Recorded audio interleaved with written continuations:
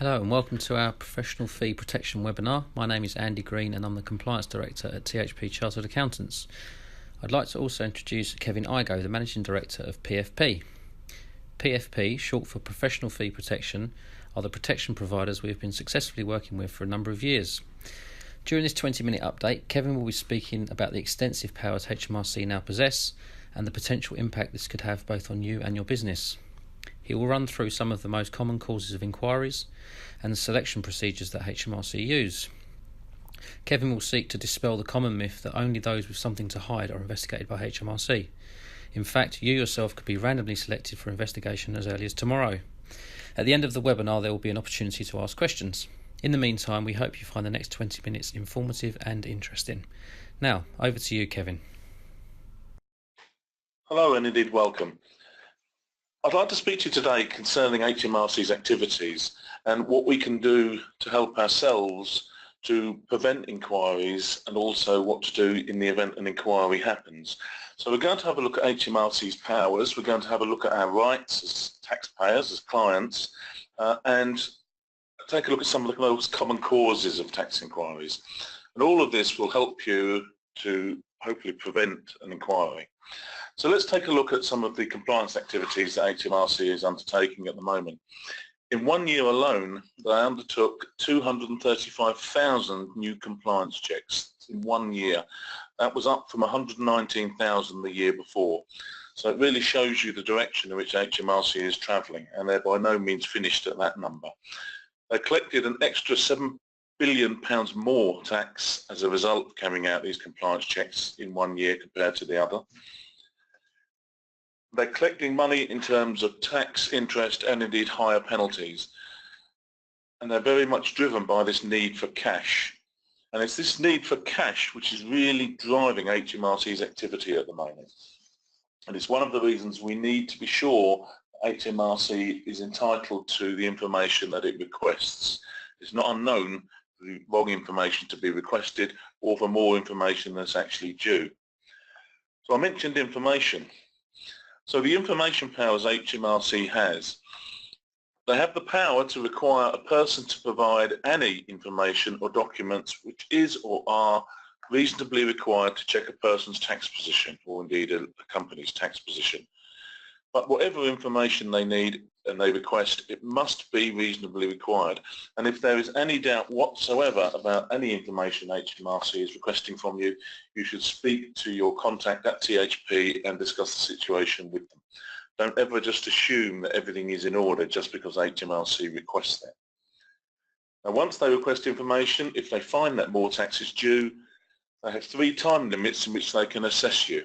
So the normal time limit would be 4 years. 4 years from the date they're raising the assessment, they can go back.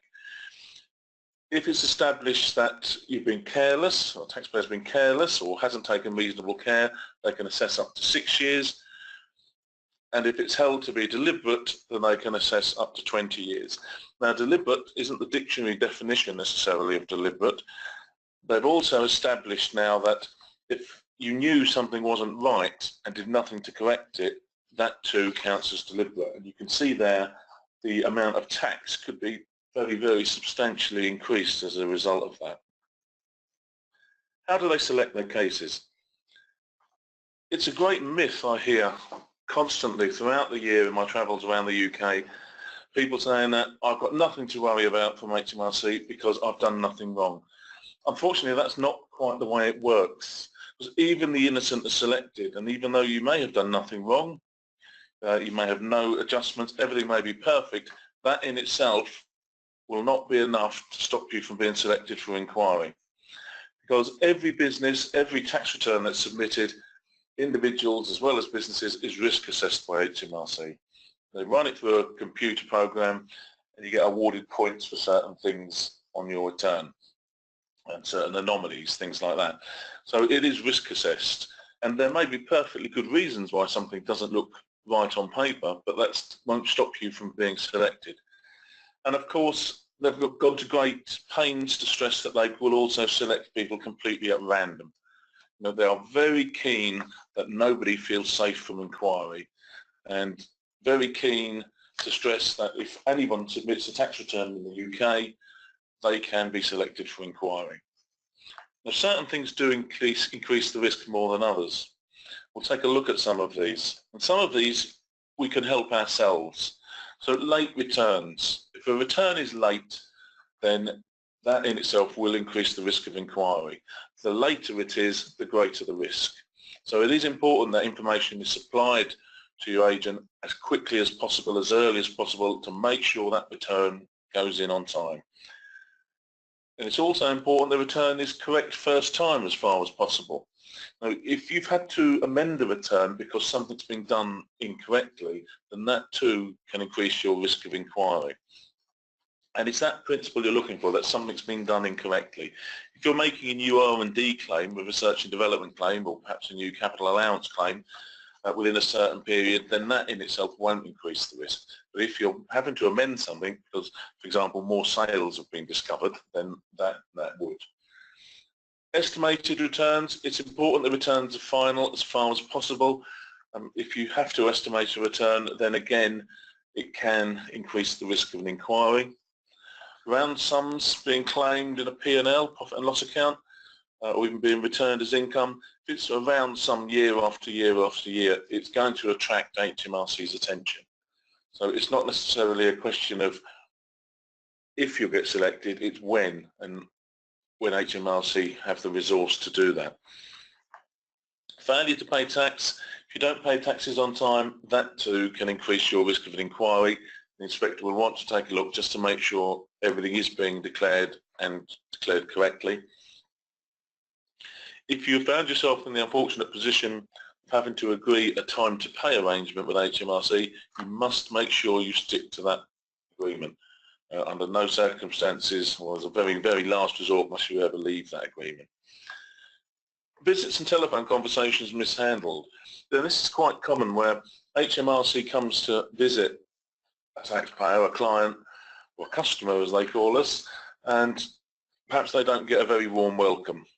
You know, they're abused, they're sworn at, they're, you know, picked on, bullied, call it what you will, but that type of thing does not help. You know, if a client is visited by someone from a pay-as-you-earn office, for example, and they think that they haven't been treated, not even politely, then yeah, they can go away to their colleagues and say, I think you should take a look at this business, and you can find yourself with a full inquiry into all aspects of your business. So you don't have to bow down and kiss the ground they walk on by any means, but treat them civilly and make sure that they're, you know, that they're comfortable enough. Lastly on this slide, failure to respond. If you have an information request from HMRC and it's just ignored, that in itself is quite likely to lead to not only perhaps a greater penalty should tax become due, but the extension of an inquiry from one aspect to maybe a few aspects, from pay as you earn to maybe VAT to maybe the accounts. So it is important that HMRC are responded to. So any time you get a request for information from HMRC, my advice is to contact THP, your contact at THP, and let them know you've received this information. Don't just ignore the information. So other things are non-arm's length transactions. Now by that I mean transactions between a connected party. So for example, gift of shares in a close company between grandmother and grandson, that type of thing. Be a non-arm's length transaction. There's a valuation assumed in there for capital gains tax purposes, and again it's common there that HMRC would want to have a look and check that valuation. Now unlike the last slide where you can help yourself by making sure returns are on time and everything's as accurate as possible, for this slide it's not necessarily the case. There may be nothing wrong with the valuation, but HMRC may just wish to check it. They receive information from third parties. Many third parties supply HMRC with information. We're going to take a look at some of those sources on the next slide. They keep statistics on all kinds of businesses and all kinds of people. So for example, if you've got somebody with a chip shop down Dartford High Street, they will have information to suggest what sort of a gross profit rate they think they should achieve. And if a business is below that, then that in itself would add to more points on the risk assessment scale and could lead to an inquiry. Could be perfectly good reasons for it, but it won't stop them from looking. Large numbers of people phone HMRC every year in order to inform on people that they feel aren't paying their taxes. Many of these are not true, maybe vexatious. However, you need to be aware that I think in 1 year alone, just under 100,000 people phoned these informants lines. Very difficult inquiries to deal with because you're trying to perhaps prove something that hasn't taken place, actually hasn't taken place. I mentioned the information sources that HMRC has. If you take a look at some of these, most people, I think, don't realise just how widespread HMRC's information resource is. It's absolutely huge. Banks have been supplying HMRC with details of all our accounts that we've been earning bank interest on for years and years, and they continue to do that. They look at property websites to see what's up for sale, what prices was it up for sale. You know, they can go back and look historically, how much did that go for? They've got that information. Credit agencies next.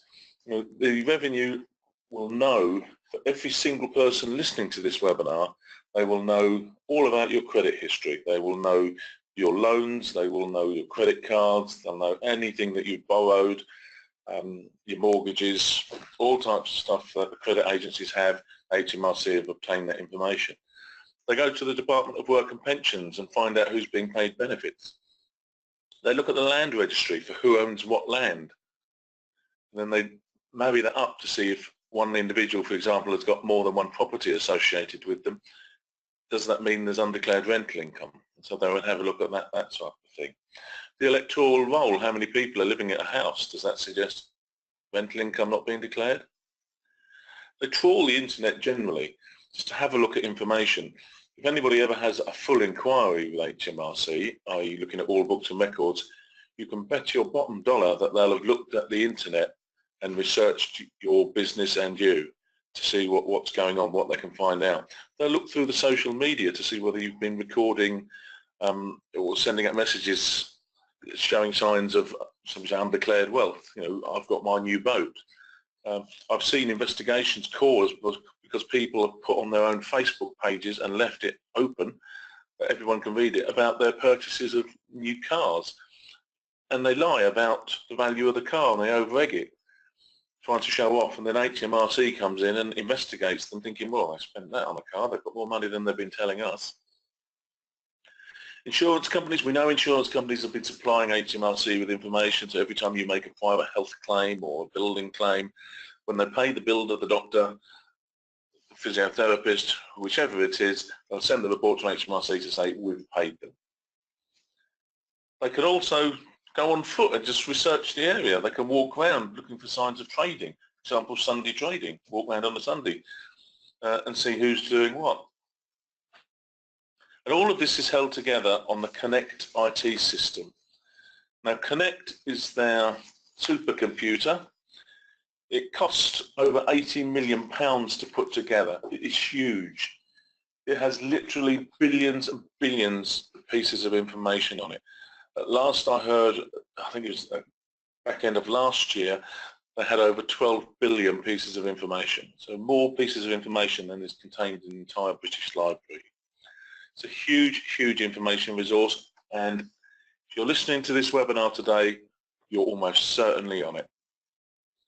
It's raised over 3 billion, and that figure is at least a year and a half old. I would estimate that that's heading over 5 billion now. They've got 5,000 tax inspectors trained in its use, 150 full-time analysts inputting the information. Now that should give you an idea of just how much information they have. And why do we need to be aware of this? Because it's the cause of 83% of tax investigations. Now, as far as tax investigations are concerned, what type of thing do they commonly look at? Well, if they're going to look at your tax return, they've got a couple of options. One is all books and records, a complete review of a business or a tax return. Is all income declared? and they will have a look through all of the records and all of the income records, all of the expense records. Sometimes they'll carry out a partial review. Now, there are more partial reviews than there are full reviews, but the partial reviews are defined as anything less than all books and records, so they can still be quite extensive, still be quite an onerous task to deal with HMRC. What are they looking for? They're looking to see that all income has been declared. They're looking to see whether all expenses are fully allowable and are receipts held. If they're not held, they may try and disallow the expenditure, and that's where you need the expertise of THP in order to help you dealing with HMRC. They can carry out a business economics exercise if there's holes in the records. Now, a business economics exercise, in its simplest form, they look at all the purchases that are made, and they look at all the sales that are made, and they compute how much profit they think should be made, bearing in mind how much stock is left. So I buy 1,000 widgets at £10 a go.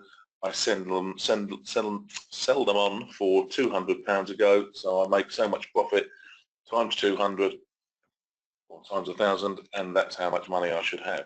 So very simplistic, very, very detailed, these exercises, because they will go across a whole host of different products. And they can look at all taxes. Now, on the tax return inquiry, they would just look at the entries on the tax return, and it would generally be the direct tax, the income tax or the corporation tax, but it can spread. And they may also ask for your personal bank statements. Now, they're not due personal bank statements unless they've broken the records, so that there are holes in the records that would suggest that the return is fundamentally flawed or not correct. So if they ask for private bank statements, again, don't just provide them, check that they're due these statements. Because when they get these statements, they look at all income lodgements going back over the years and also any expense patterns. If you can't explain the lodgement of income, then they may try and suggest that actually that's undeclared income and raise an assessment for it.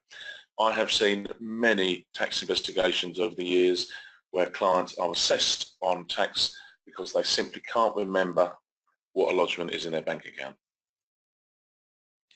Other things they can do are pay-as-you-earn and VAT compliance checks. These are tax specific, so if they come to look at your pay-as-you-earn, they can only look at your pay-as-you-earn. They can't come in and say, well, now we're here, can we please look at your VAT? They shouldn't be able to do that. It should be one tax, and that's what they look for. If they're going to look at the two, then they should tell you before they come, and they are entitled to do that. Now, they'll carry out a thorough review, but there are no guarantees. If they don't find something, there are no guarantees that they can't come back at a later date and then find it and then assess it. The only guarantee you get is if they've looked at something and they've checked it and they've put in writing that they've checked it and they're happy with it, in which case that's fine. But on these visits, they check procedures and documentation. Is everything in order?